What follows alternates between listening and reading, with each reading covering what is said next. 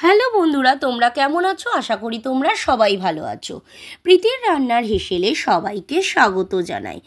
আজকের রান্নার রেসিপি নিয়ে আবারও চলে এসেছি।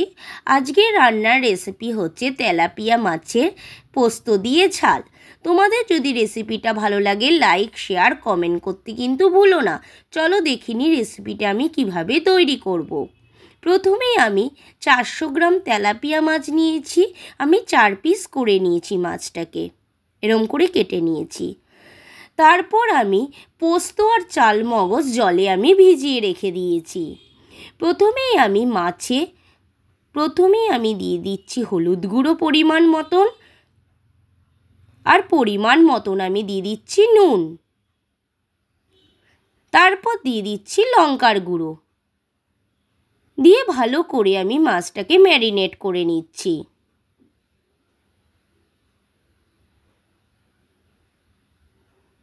এখনও আমার চ্যানেলটাকে যারা সাবস্ক্রাইব করোনি তারা কিন্তু আমার চ্যানেলটাকে সাবস্ক্রাইব করে দিও। আমার মাছটা ম্যারিনেট করা হয়ে গেছে।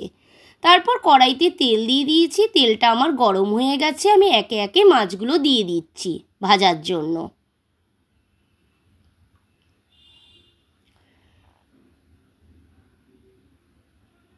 দিয়ে আমি 5 মিনিটের জন্য ঢাকনা চাপা দিয়ে দিচ্ছি। এবার আমি মিক্সার বোল সেটে আমি এটাকে বেটে নেব। চাল মগজ আর পোস্তটাকে আমি ব্লেন্ড করে নিচ্ছি ব্লেন্ডারে। চাল মগজের সাথে পোস্তটাকে ব্লেন্ড করলে কিন্তু আরও টেস্টটা কিন্তু দ্বিগুণ হবে। এবার আমি ঢাকনিটা তুলে নিয়েছি। এক সাইড কিন্তু আমার মাছটা ভাজা হয়ে গেছে। আমি মাছটাগুলোকে উল্টে দিচ্ছি একটা একটা করে।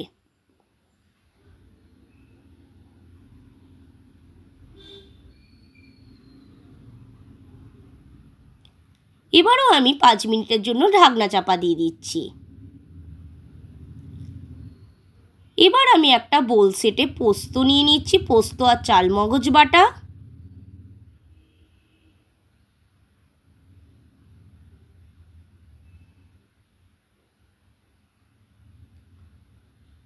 তারপরে পরিমাণ মতন হলুদ গুঁড়ো নিয়ে নিচ্ছি।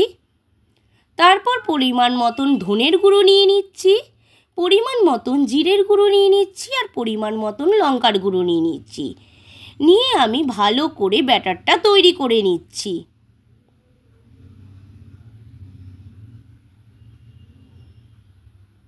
আমার ব্যাটারটা কিন্তু তৈরি করা হয়ে গেছে। তারপর আমি পরিমাণ মতন জল মিশিয়ে দিচ্ছি। দিয়ে ভালো করে আমি আবারও ব্যাটারটা গুলে নিচ্ছি।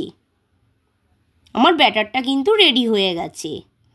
এবার আমি ঢাকনিটা তুলে দিচ্ছি। আমার মাছগুলো কিন্তু ভাজা হয়ে গেছে। এবার আমি বোল সেটে মাছগুলো কিন্তু তুলে নিচ্ছি।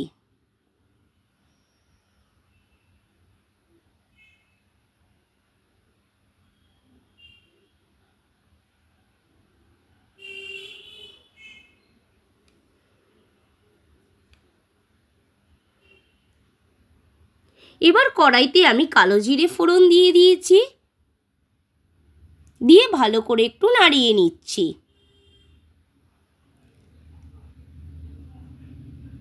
এবার যে ব্যাটারটা তৈরি করে রেখেছি সে ব্যাটারটা কিন্তু আমি ঢেলে দিয়েছি। দিয়ে ভালো করে আমি নাড়িয়ে নিচ্ছি। তারপর জল মিশিয়ে দিচ্ছি, একটু ব্যাটারের জলটা ছিল। দিয়ে ভালো করে আমি নাড়িয়ে নিচ্ছি। যতক্ষণ না মশলাটা কষানো হচ্ছে ততক্ষণ কিন্তু আমি নাড়িয়ে যাব। এবার পরিমাণ মতন আমি নুন দিয়ে দিচ্ছি। দিয়ে ভালো করে আমি নাড়িয়ে নিচ্ছি। আমার মশলাটা কিন্তু ফুটে উঠেছে। এরপর আমি একটা একটা করে মাছগুলো ছেড়ে দিচ্ছি।